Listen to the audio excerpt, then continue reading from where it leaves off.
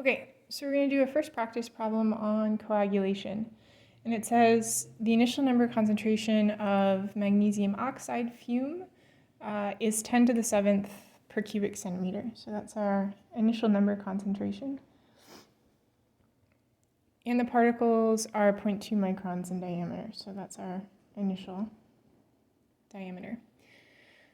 Determine the time required for the concentration to decrease by coagulation to 10 to the 6th per cubic centimeter. So we have a final number concentration also. And we're going to assume simple monodisperse coagulation with a constant coagulation coefficient K0 of 5 times 10 to the minus 16 cubic centimeters per second. Or cubic meters per second, which is 5 times 10 to the minus 10 cubic centimeters per second, because we want to use consistent units.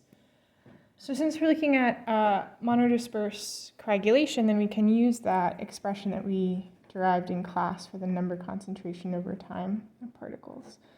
And that looks like this. Since these are fairly small particles, then we also want to add that beta correction factor into the denominator.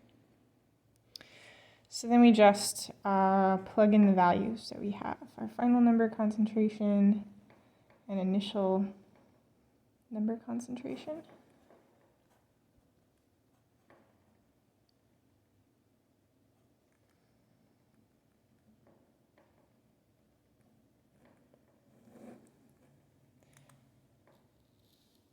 And we can get that beta from a table in Heinz, table 12.2, and that table then is also in the slides 20, and that table then has this beta correction factor as a function of size.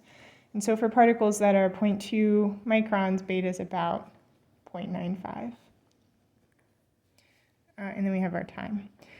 And then it's just a matter of plugging in and rearranging, and the time that we get should then be about 1800 seconds, which is also about half an hour, a little more than half an hour. So the second part of the question says, what is the average particle diameter at the end of this period? And so for that, we can use the size of the particles over time for monodisperse coagulation, and that's the initial size times the ratio of the initial number concentration to the final number concentration to the 1/3. This is assuming that the density of the particles doesn't change and that they're spherical. So then the diameter at that later time, half an hour later, should be the initial size times the ratio of the initial concentration to the final concentration in the same units.